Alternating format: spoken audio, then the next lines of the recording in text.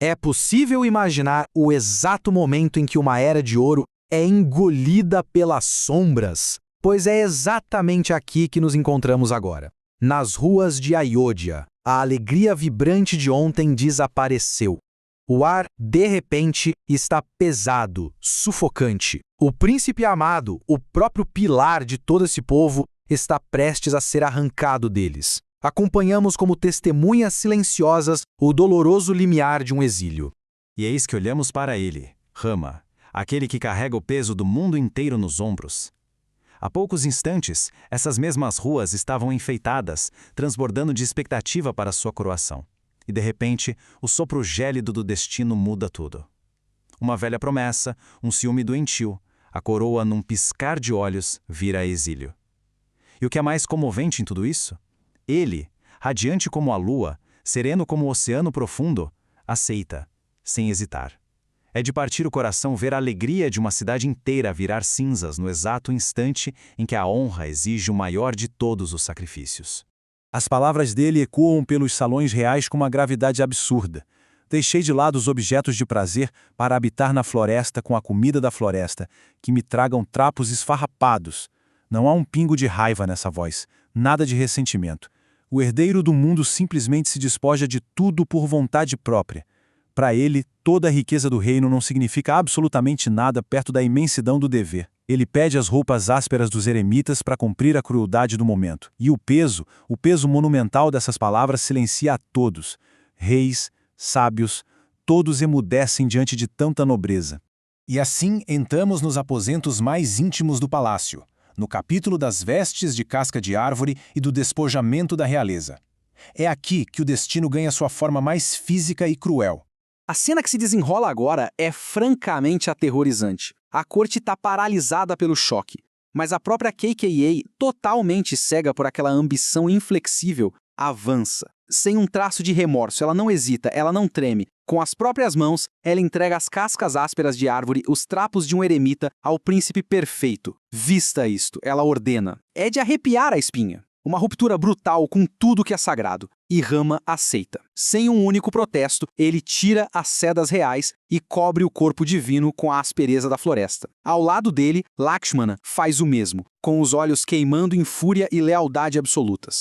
Mas então, nossa atenção se volta para Sita, a princesa de Mithila, alguém que só conheceu a maior das delicadezas a vida toda. Ela segura aquela casca de árvore, dura, tremendo, completamente assustada como uma corça diante de uma armadilha. Ela não faz ideia de como vestir algo tão rude. A vergonha e a confusão a dominam ali no meio do salão. E é Rama com uma compaixão infinita que se aproxima. O choro da corte é abafado. Com mãos gentis, mãos que nasceram para segurar um cetro, ele mesmo amarra as roupas de casca sobre as sedas finas de sua esposa. Aquele som, o som áspero da casca arranhando a seda delicada. É literalmente o som do coração de um império inteiro se partindo ao meio.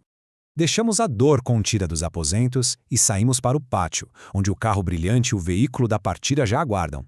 O sacrifício interno está consumado. Agora é hora de encarar a realidade lá fora. Sumantra, o cocheiro leal, traz a carruagem real. E ela brilha, reluz em ouro, puxada por cavalos velozes como o vento. É ofuscante, radiante como o próprio sol do meio-dia. Mas que ironia amarga! Ela não traz a luz. Ela vai conduzir a esperança de Ayodhya direto para a escuridão profunda de 14 anos de selva desolada. Sita, Rama e Lakshmana sobem na carruagem. As armas são colocadas de lado. É isso. O exílio físico começa agora mesmo. E quando os portões finalmente se abrem, encontramos um povo em desespero. Uma cidade completamente despedaçada. Fora dos muros do palácio, a negação simplesmente desmorona de uma vez. A carruagem começa a se mover e a cidade percebe o terror. A alma deles está sendo arrancada. Uma verdadeira tempestade de agonia irrompe nas ruas. Um lamento estridente de milhares de mulheres ecoa de repente, rasgando o ar como grito de pássaros selvagens. Os ornamentos de ouro tilintam, mas o som se perde no meio de tanto pranto. E o rei da Charata, o grande e invencível senhor da terra, ele corre desesperado atrás da carruagem, mas suas forças falham e ele desaba no chão de terra. Cai sem sentidos, destruído pelo próprio juramento. As multidões disparam atrás daquela carruagem de ouro, correndo cegamente como viajantes enlouquecidos de sede num deserto. E o bater veloz dos cascos levanta uma nuvem de poeira imensa, sufocante, que engole as ruas, engole as pessoas, engole tudo. No meio dessa nuvem espessa de poeira, vemos crianças, idosos, mães e soldados com os rostos banhados em lágrimas. Eles estendem as mãos e gritam: "Ó Sumantra, parem! Segure as rédeas dos cavalos! Vá devagar! Deixe a gente ver o rosto de Rama apenas mais uma vez." É uma visão insuportável, uma dor física. Mas Rama, com a própria alma sendo rasgada ao meio, não pode suportar prolongar a tortura do seu povo. Ele não quer alimentar uma falsa esperança. Então, ele grita para Sumantra acelerar. Acelerar para valer, para cortar esse laço cruel rapidamente e fugir daquele amor imenso que ameaçava quebrar a sua própria determinação. A fuga alucinada continua incansavelmente até alcançarem o descanso no rio Tamásia, a grande parada do destino.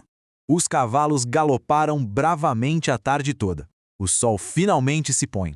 Aos poucos, aquela perseguição desesperada dá lugar à escuridão da noite, e o som dos cascos diminui até parar nas margens calmas e silenciosas das águas do rio Tamassa. Aquele povo devoto, se recusando a abandonar o príncipe, caminhou o dia inteiro sob um sol implacável. Agora, eles simplesmente chegaram ao limite das forças. E a cena que se revela sob o véu da noite é de uma melancolia imensa. Centenas, milhares de pessoas leais caindo em um sono pesado, exaustas, desabando sobre as próprias raízes expostas das árvores. Seus rostos ainda carregam as marcas das lágrimas. Em seus sonhos agitados, eles ainda agarram as rodas da carruagem, determinados a acordar amanhã de manhã e forçar Rama a voltar para casa. Mas o que a calada da noite guarda é a partida silenciosa e uma decepção nascida da mais pura compaixão. Sobre o brilho pálido e silencioso da lua, Rama os observa de longe. O silêncio da madrugada é denso. O amor que ele sente por aquelas pessoas é tão vasto que ele se recusa, categoricamente, a deixá-los enfrentar os horrores da selva escura com ele. É uma compaixão tão extrema que exige a mais misericordiosa das traições. Na alta noite, enquanto todo o acampamento de Ayodhya adormece profundamente, Rama age. Ele acorda Lakshmana com um sussurro suave. Eles vão dar a vida, mas não vão desistir da determinação, ele constata. E para salvá-los de si mesmos, ele precisa desaparecer de vez.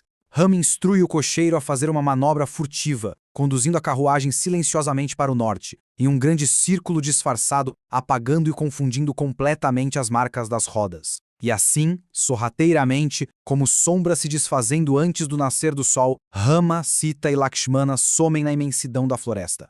Eles escolhem encarar todo o perigo absolutamente sozinhos. O sol nasce brilhante. A luz da manhã revela as margens do rio Tamassa. As pessoas começam a despertar, esfregando os olhos cansados. E o choque é fulminante. A carruagem não está mais lá. Um pânico gelado, avassalador, toma conta da multidão inteira. Eles correm de um lado para o outro, procuram desesperadamente pelas marcas das rodas na terra batida. Seguem um rastro que, de repente, se apaga no meio do nada. O vazio esmagador da floresta simplesmente silencia os prantos. Eles caem de joelhos no pó, completamente devastados. O que faremos? Fomos atingidos pelo destino, eles sussurram para o vento. É tarde demais. A conexão física foi cortada definitivamente. A verdadeira, solitária e silenciosa jornada do exílio começou. O que nos resta ao amanhecer são apenas margens vazias e o peso insuportável de um sacrifício que mal conseguimos compreender. O profundo silêncio da floresta engoliu a realeza. E no meio de todo esse vazio, uma única pergunta fica ressoando em nossas almas. Que tipo de amor escolhe partir em silêncio absoluto, assumindo toda a escuridão e o perigo do mundo para si, apenas para poupar as lágrimas daqueles que ficam para trás? É a essência do dever em sua forma mais pura e dolorosa. Um eco de devoção que vai atravessar a história para sempre, chamando a todos nós a refletir sobre o imenso e incalculável custo da verdadeira honra.